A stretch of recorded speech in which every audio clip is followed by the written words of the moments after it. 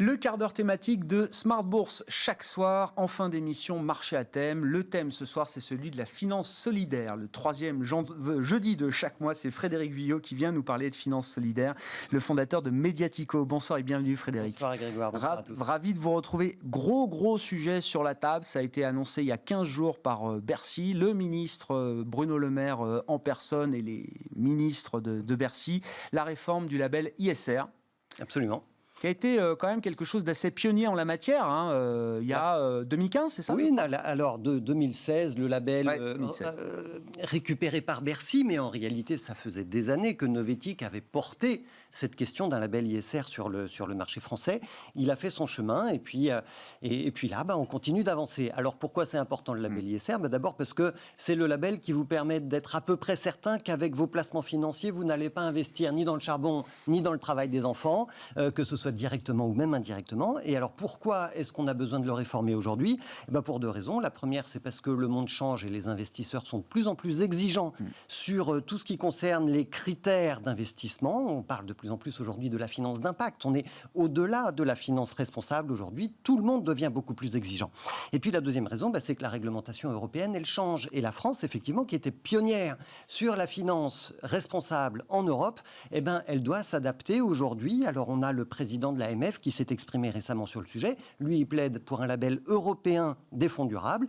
Et puis, Olivia Grégoire, qui est la secrétaire d'État à l'économie sociale, solidaire et responsable, elle va faire une annonce la semaine prochaine sur la révision de la directive européenne sur le reporting extra-financier. Et elle expliquait déjà, elle a pris les devants, elle expliquait déjà dans le JDD le week-end dernier pourquoi ces sujets sont importants. Elle nous disait notamment que demain, on va pouvoir comparer les entreprises, pas seulement sur la rentabilité ou sur leurs actions opérationnelles, mais aussi sur le partage de la valeur, sur le traitement des déchets, sur l'usage des circuits courts, bref, tout un tas de critères extra-financiers sur lesquels on a besoin aujourd'hui d'une évaluation, on a besoin d'une norme, et cette norme, c'est à nous de la créer. On ne veut pas se voir imposer une norme américaine, comme ça a été le cas il y a 20 ans avec les normes IFRS dans le domaine comptable. Parce qu'elle c'est le risque, c'est le risque. Bien sûr, c'est le risque. Ouais. Et elle explique que derrière la norme, derrière la terminologie, en fait, c'est un modèle de société qui s'impose. Et nous, en Europe, on veut un modèle européen. On ne veut pas un modèle américain. Je reviens à la réforme du label ISR. Et c'est vrai que c'était dans le communiqué de Bercy il y a 15 jours quand ils ont annoncé la réforme, pour mieux coller aux attentes des épargnants. Et c'est très bien, effectivement. Est-ce que c'est aussi une bonne nouvelle, entre guillemets, pour les investisseurs? Aujourd'hui, je ne sais pas, vous allez me dire combien de fonds sont labellisés ISR, mais si vous n'êtes pas ISR, vous ne faites pas de commerce avec vos fonds et vos placements auprès des épargnants aujourd'hui. En réalité, chacun met son argent où il veut. Enfin, c'est bien d'y réfléchir avant de le mettre quelque part. Donc oui, aujourd'hui, il faut donner du sens à son argent. Et les épargnants sont aussi des investisseurs, parce qu'ils ont de l'argent, ils travaillent cet argent, alors il faut savoir où il va. Et effectivement, ce label ISR, jusque-là, il était vu comme trop généraliste, trop confus aussi parfois. N'empêche qu'il a fait le job. Depuis 5 ans qu'il est piloté à Bercy, ce label, il a réussi à convaincre les fabricants de fonds. On a aujourd'hui en France 690 fonds qui sont labellisés ISR. Ça représente 212 milliards d'euros. Maintenant, avec la réforme, peut-être que ce label, il va enfin convaincre le public, les épargnants. Et c'est important parce qu'on a vu pendant la crise du Covid que les épargnants, ils ont un surcroît d'épargne de 200 milliards d'euros. C'est quasiment le même montant que ce qu'ont collecté les fonds ISR. Donc, vous voyez, on pourrait presque doubler la mise si chaque épargnant mettait l'argent là où il fallait dans des fonds ISR. Donc Bercy est en train de regarder tout ça, ils se donnent 12 mois, ils vont examiner le marché, ils vont étudier les propositions, ils vont consulter et à la fin ils vont réformer le label ISR, ce sera donc l'année prochaine. Bon, très bien pour l'épargnant qui va pouvoir y voir plus clair, d'autant que et je crois que c'est assez bien documenté depuis des années maintenant, les performances d'un fonds responsable, on va l'appeler comme ça, non seulement ne déméritent pas, mais sont parfois même supérieurs aux performances d'un marché ou d'un fonds non responsable. Oui, Grégoire, oui. Vous le savez, vous, sur ce plateau chez Smart Bourse. Je pose encore la question de temps en temps à des gérants. Mais oui. Bien sûr, il y a des gens qui ne le savent pas, on est en droit de se poser des questions. Voilà, bien sûr, est-ce que ça rapporte autant que le reste? Bon, il y a une étude encore récente du Forum pour l'investissement responsable et de l'École Polytechnique, c'est quand même pas n'importe qui nous dit que oui, ces fonds ISR, ils font au moins la même chose que le marché, en moyenne. Ouais. Bien sûr, il y en a quelques-uns qui perdent, il y en a beaucoup qui gagnent. Et si on regarde 62% des fonds qui surperforment la moyenne du marché. Dans ces 62% de fonds qui surperforment, on les a classés par catégorie. Et ben, en fait, il y en a 52% qui sont des fonds obligataires, il y en a 59% qui sont des fonds en actions, il y en a 85% qui sont des fonds monétaires.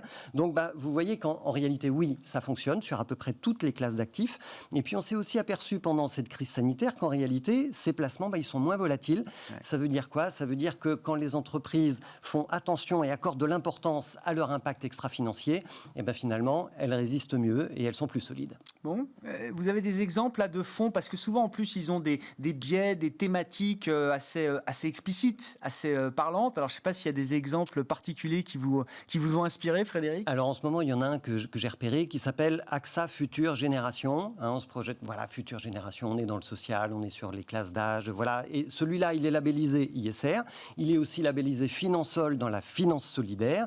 C'est un fonds de 35 millions d'euros qui est géré par Ecofi, donc là on est dans le groupe Crédit Coopératif. Et il faut savoir que 66% de ce fonds sont investis dans 24 entreprises solidaires. Alors, ces entreprises-là, ça peut être l'ADI, qui fait la promotion du microcrédit en France, et c'est aussi, parmi d'autres, l'Union pour l'enfance.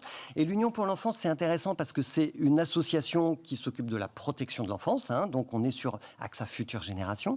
Et cette association-là, c'est la première du secteur de la protection de l'enfance à réaliser une émission obligataire.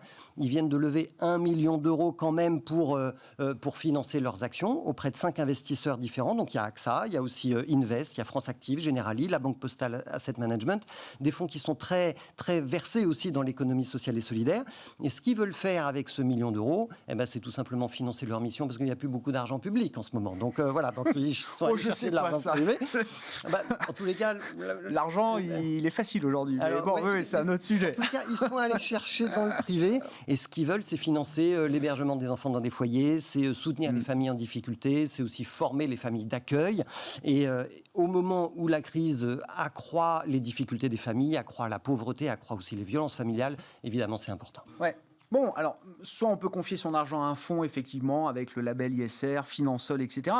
Il y a des manières encore plus directes, et c'est vrai qu'on en parle avec vous, parce que dans le financement de l'économie sociale et solidaire, des entreprises sociales et solidaires, il y a quand même le crowdfunding qui permet d'être investisseur en direct dans certaines de ces entreprises. Du côté du crowdfunding, qu'est-ce que vous avez pu repérer, Frédéric ? En direct, et ça devient très concret. Ah oui. Alors, je vous disais, le label ISR, il a 5 ans, merci. Il y a quelqu'un d'autre qui fête son 5e anniversaire, c'est Zest.coop. Zest, en fait, c'est la plateforme de crowdfunding de la banque éthique, l'ANEF.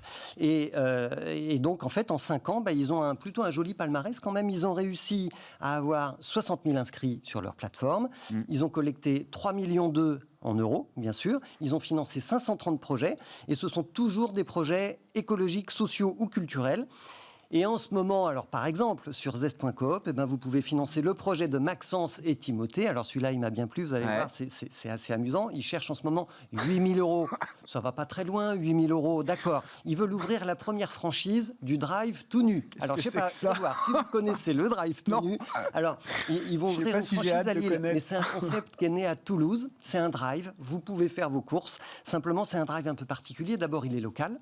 Et puis, il est zéro déchet. Ça veut dire qu'il n'y a pas d'emballage au drive tout nu. Vous faites vos courses, c'est du vrac. C'est du vrac. Mais alors, comment vous faites pour emporter vos courses ? En fait, c'est eux qui vous prêtent un emballage. En fait, c'est un système de consigne d'emballage. Bien sûr, vous devez rapporter votre emballage au drive tout nu pour vos prochaines courses. Et alors, pour les aider, là, Maxence et Timothée, dépêchez-vous d'abord parce qu'il ne reste que 5 jours sur leur levée de fonds sur Zest.coop.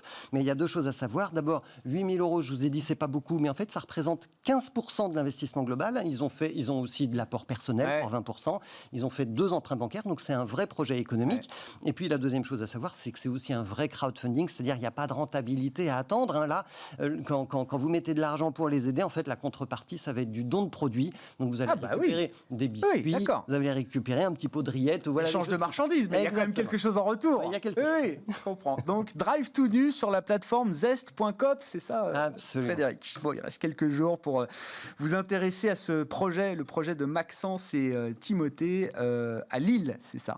Exactement. la première franchise du Drive tout nu. Merci beaucoup Frédéric. Merci On Grégoire. vous retrouve, je le répète, le 3e jeudi chaque mois dans Smart Bourse, le soir à 19h15.